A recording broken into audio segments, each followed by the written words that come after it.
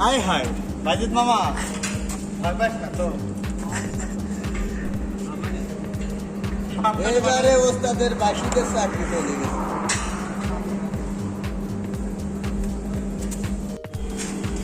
ওর ভিতরে দেখবেন কিনা ওর ভিতরে দেখার দরকার